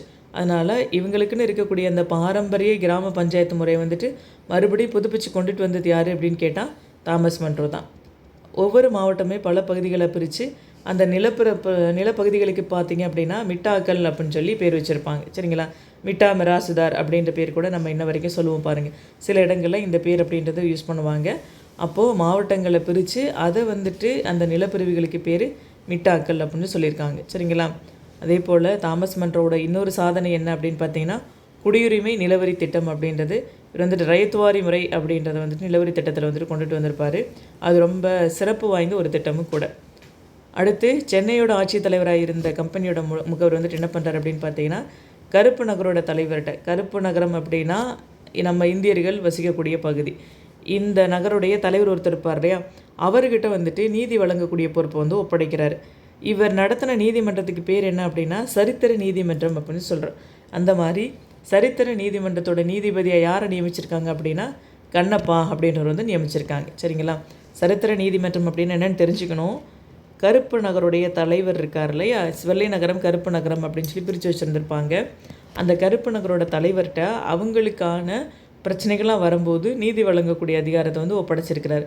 அதனால தான் இந்த நீதிமன்றத்துக்கு பேர் சரித்திர நீதிமன்றம் அப்படின்னு சொல்லி சொல்கிறாங்க. அதனுடைய நீதிபதியாக கண்ணப்பா அப்படின்றவர் இருந்திருக்காரு அப்படின்றத பார்க்குறோம். அடுத்து வந்து பார்த்தோம் அப்படின்னா அட்மிரால்ட்டி நீதிமன்றம் அப்படின்றது இது பண்ணியிருக்காங்க. அது 1863 பட்டை சட்டத்தின்படி அமைச்சிருக்காங்க. இதோடைய முதல் நீதிபதி வழக்கறிஞர் யார் அப்படின்னா சர் ஜான் பிக்ஸ் அப்படின்றவர். அதுக்கப்புறம் மேயர் நீதிமன்றம் அப்படின்றது கொண்டுட்டு வராங்க. மேயர் நீதிமன்றம் எப்படி கொண்டுட்டு வராங்க அப்படின்னா 1886 செப்டம்பர் 29 இங்கிலாந்தில் இருக்கிறது போலயே மதராஸ்லேயும் வந்துட்டு ஒரு மாநகராட்சி அப்படின்றது தொடங்குறாங்க. அதாவது இந்தியர்கள் ஆங்கிலேயர்கள் எல்லாம் இருக்கிறது மாதிரி ஒரு மாநகராட்சி அப்படின்ட்டு துவங்கப்பட்டது. இதனுடைய தலைவர் யார் அப்படின்னு பார்த்தீங்கன்னா மேயர் அப்படின்றவர் வராரு. அதுக்கப்புறம் ஒரு 3 மூத்த நகராட்சி பிரதிநிதிகளை கொண்டு ஒரு பதிவேற்று நீதிமன்றம் அப்படின்றது உருவாக்குறாங்க. இதுக்கு எல்லாத்தையும் தலைமை வந்துட்டு மேயராக இருக்கிறனால இதுக்கு பேர் மேயர் நீதிமன்றம் அப்படின்னு சொல்லி சொல்கிறோம். சரிங்களா? அடுத்து வந்துட்டு மதராஸ் நீதிமன்றம் அப்படின்னா 1801 செப்டம்பர் 4 வந்துட்டு இது மதராஸ் உச்சநீதிமன்றமாக இருந்துச்சு. அதுக்கப்புறம் உயர்நீதிமன்றமாக பேர் மாற்றியாச்சு. இப்போ இருக்கக்கூடிய உயர்நீதிமன்ற கட்டடம் எப்போது திறந்து வைக்கப்பட்டது அப்படின்னா 1862 ஆகஸ்ட் 15 வந்துட்டு திறந்து வைக்கப்பட்டது. அடுத்து மாவட்ட நீதிமன்றங்கள் அப்படின்னு பார்க்கும்போது 1802 ஆளுநர் உத்தரவுப்படி தொடங்கியிருக்காங்க. மாவட்ட நீதிமன்ற தீர்ப்புக்கு எதிராக மேல்முறையீடு செய்யணும் அப்படின்னா மாநில மேல்முறையீட்டு மன்றம் அப்படின்றது உருவாக்கப்பட்டது. அதுக்கப்புறம் தான் அதெல்லாம் மாற்றிட்டு மேல்முறையீட்டு மன்றம் அப்படின்றத மாற்றிட்டு உயர்நீதிமன்றம் அப்படின்றத நம்ம ஒரே ஸ்ட்ரக்சரை கொண்டுட்டு வந்துட்டோம்.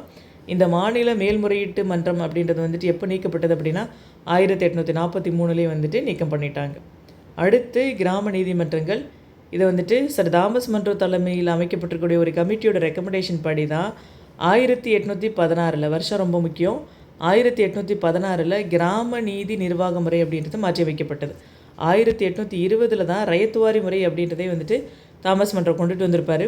அதுக்கு முன்னாடியே அவங்க வந்துட்டு ஒரு நீதி நிர்வாகத்தை வந்துட்டு பலமாக வச்சுக்கணும் அப்படிங்கிறதுக்காண்டி அவருடைய ரெக்கமெண்டேஷன் அடிப்படையில் தான் கிராம நீதிமன்றங்கள் அப்படின்றது தொடங்கப்பட்டது அப்படின்றத பார்க்குறோம்.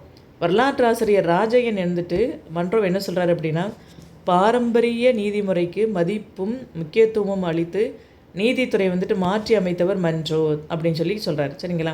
நம்ம ஹிஸ்ட்ரி மெயின்ஸ் படிக்கும்போது வந்து பார்த்திங்க அப்படின்னா சென்னை மாகாணத்தில் மக்களின் தந்தை என்று அழைக்கப்பட்டவர் யார் அப்படின்னு சொல்லிட்டு ஒரு கொஷின் இருக்குது. சரிங்களா? மக்களின் தந்தை அப்படின்னு அழைக்கப்பட்டவர் யார் அப்படின்னா தாமஸ் மன்றோ தான். அப்போ தாமஸ் மன்றோ பற்றி நம்ம எழுதணும். சரிங்களா? அப்போ அதெல்லாம் எழுதும்போது இந்த மாதிரி ராஜையன்னு சொல்லியிருக்காரு அப்படின்ற மாதிரி சொல்லி நம்ம முடித்தோம் அப்படின்னா அந்த ஆன்சர் வந்துட்டு ரொம்ப குவாலிட்டியாக இருக்கும். கொஞ்சம் பார்த்து வச்சுக்கோங்க. சரியா? ஓகே. அடுத்து வந்துட்டு ஆட்சித்துறை. இதை வந்துட்டு அடுத்த வீடியோவில் நம்ம பார்ப்போம். இதோட PDF வேணும் அப்படின்னா நீங்கள் வந்துட்டு 9087369440 அப்படின்ற நம்பருக்கு நீங்கள் வாட்ஸ்அப் பண்ணுங்கள். நான் உங்களுக்கு அனுப்பிச்சி வைக்கிறேன். தேங்க்யூ. கண்டினியூவஸாக அடுத்த வீடியோ வந்துட்டு உங்களுக்கு வரும். All the best. நல்லா படிங்க. தேங்க்யூ.